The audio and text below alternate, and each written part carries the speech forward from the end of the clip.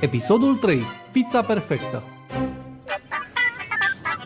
Mai repede, Odi, și mai furios. Sunt mult mai nerăbdător de atât. Eu m-aș plimba de colo-colo mult mai nerăbdător, dar este mai ușor să-l las pe Odi să facă asta pentru mine. John a comandat pizza acum 12 minute. Este prea târziu pentru mine. Sunt hămesit. Chiar dacă ar sosi în acest moment, aș fi prea slăbit să răspund la ușă. Deschid eu. Aduc eu pizza. Aduc eu pizza, tu aduci banii. Atenție, pisică flămândă! Hrăniți vreodată pisica aia? Nu de mai mult de 10 ori pe zi. Pizzeria lui Vito. Cea mai bună pizza din lume.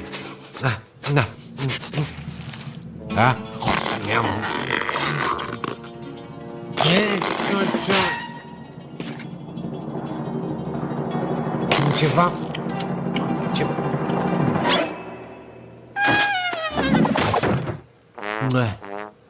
Ceva nu e bine deloc.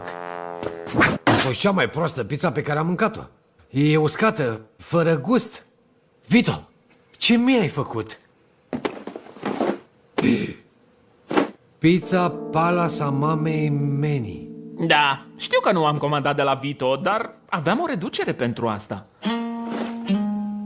Nu te-ai supărat, nu? Bine, cred că te-ai supărat puțin. Domnule Arbuckle, mă bucur să vă văd. Îmi place să văd orice client. Vito, nu prea mai merge treaba? Afacerea merge groaznic de când s-a deschis noua pizzerie de lângă mine. Ce monstruozitate! Pizza Palace a mamei Mini. Pizza Palace a mamei Meni. Da, ea a făcut acea pizza groaznică. Au reduceri și promoții și concursuri și mi-au furat toți clienții. De ce nu-mi vinzi mie cocioaba pentru a putea să mă extind? Niciodată! Dumneavoastră? Exact, eu sunt Mama Mini. Poftim, uite un cupon de reducere. 12 pizza la prețul uneia. 12 pizza? Este o afacere bună?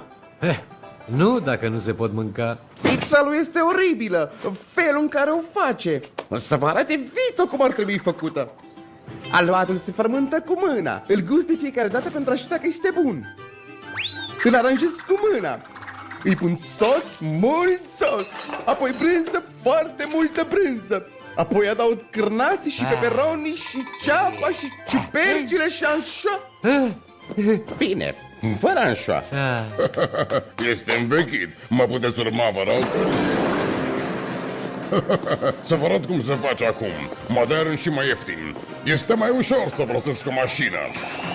Pizza Grand 7000 poate face 10 pizza într-un minut. Chestia aia face pizza? Pizza făcută de o mașină. Este inuman, e vulgar, este ridicol. Pizza este gata! Poftiți, o pizza fierbinte. Nu așa se face o pizza. Eu gust o felie. Garfield, vrei și tu? Da, nu, am încercat așa numita pizza a mamei Mini.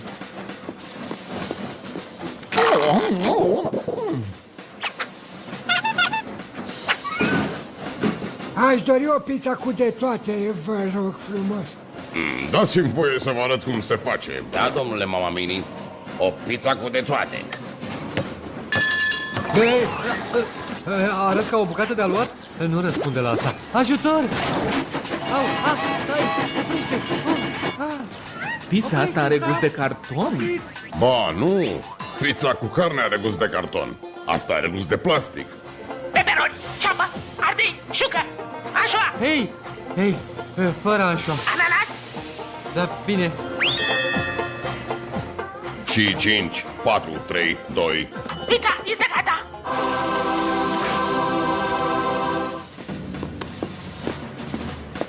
Poftim, amice. Când am spus cu de toate, nu voiam și cu pisică în ea. Mai bine mă iei pe mine decât pizza stricată a tipului ăsta. Îmi pare rău, Mama Mini. Nu voi mai comanda niciodată de aici. Dar dacă vă fac o reducere... Reducere? Da, și concursuri cu premii în bani. Premii în bani? Da, da! Vezi? Promoțiile mele vor învinge întotdeauna pizza ta. De aceea îmi vei vinde restaurantul tău să-l pot demola pentru a mă extinde. Pizzeria lui Vito. Îmi pare rău că închidem și... Da, sunt Edi Gurmand, faimosul critic culinar de la TV. Sunt sigur că ați auzit de mine sau m-ați văzut. Am decis să încerc pizza dumneavoastră și dacă îmi place o voi recomanda milioanelor de telespectatori care mă privesc la TV. Veți recomanda pizza mea milioanelor de oameni? Da, milioane cu E mare. Trimiteți-mi acasă o pizza mare cu ardei, strada Vafei 747, în 30 de minute sau... pa! Asta e șansa mea! Edi Gurmand îmi va evalua pizza! Edi Gurmand? Dar are mulți telespectatori și ce e mai rău este că are gust. Date din drum, mama! După ce Edi Gurmand va spune lumii întregi despre pizza mea, clienții vor curge râuri. Atunci trebuie să ne asigurăm că nu se întâmplă asta. Dar, Vito, eu nu știu cum să livrez pizza. Camioneta mea nu funcționează, iar pizza trebuie să ajungă la adresă în 12 minute. Grăbește-te! Hei, aștepta și vedeta serialului. Lasă asta! Trebuie să ne asigurăm că acea pizza nu va fi livrată. Mamma mia! Mama Mini vrea să oprească livrarea! Nu pot permite asta! Dacă nu ajung pe strada Vapei 747, nu va mai exista pizzeria lui Vito! Urcă!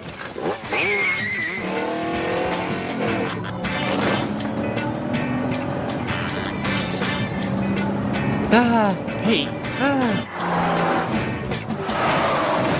Nu am auzit niciodată de strada Vafei. Să o caut pe hartă.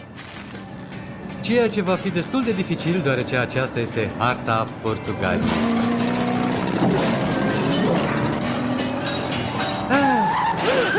Încearcă să ne scoate de pe drum! Este mama Mini! Încearcă să ne facă să nu livrăm pizza lui Vito! Așa se pare. Bine, amice, dăm pizza aia. Ce pizza? Am eu vreo pizza? Ai 3 secunde ca să-mi dai pizza, amice. Tipul ăsta joacă dur. Trebuie să fac ceva. Poate voi avea nevoie de muniție. Ascultă, nu vrei să uităm de pizza și să comandăm mâncare chinezească?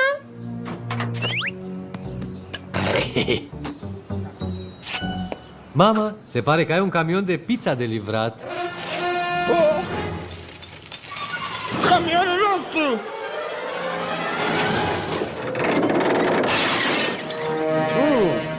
Înainte, avem o pizza de livrat.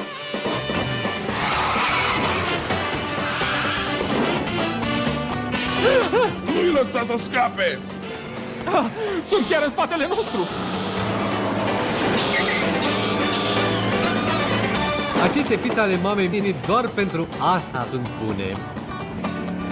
Sunt niște frisbee grozave.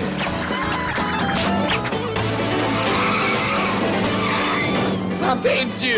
Conduci ca un nebun! Nu văd nimic! Am peperonii râncet pe tot parbrizul!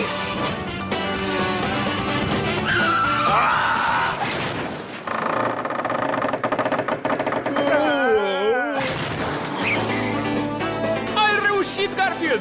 Nimic nu ne mai poate opri!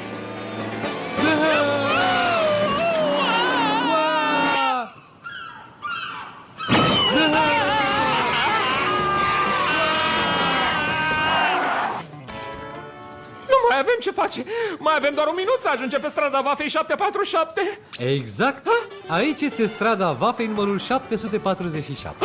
Am ajuns! Dăm pizza! Stai, aia nu e... Exact la timp!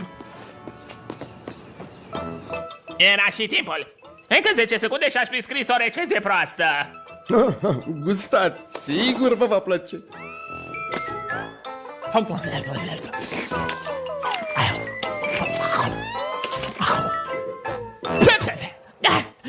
Este cea mai proastă pizza pe care am îngustat-o. Pizza mea? Proastă? Poftim? Aceasta este pizza lui Vito. Pizza Palasa Mamei Mini? Asta nu e pizza lui Vito? Da, asta e pizza lui Vito. O cea mai bună pizza pe care am mâncat-o. Mulțumesc, pisică. Cred că meriți și tu o bucățică. Credeam că nu o să-mi mai dai. Pentru cea mai bună pizza de pe planetă, duceți-vă la pizzeria lui Vito! Pentru cea mai proastă, duceți-vă la Mama Mini. Este frumoasă! Îl iubesc pe Eddie Gurman. De fiecare dată când redifuzează recenzia, mai primesc 100 de comenzi. Se vede.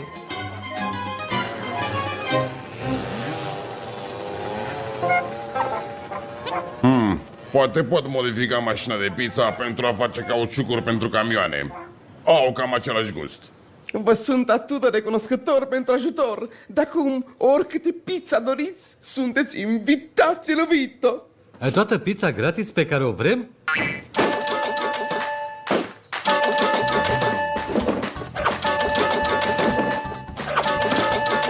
Te va opri vreodată? Sigur! Va ajunge și la anșoa.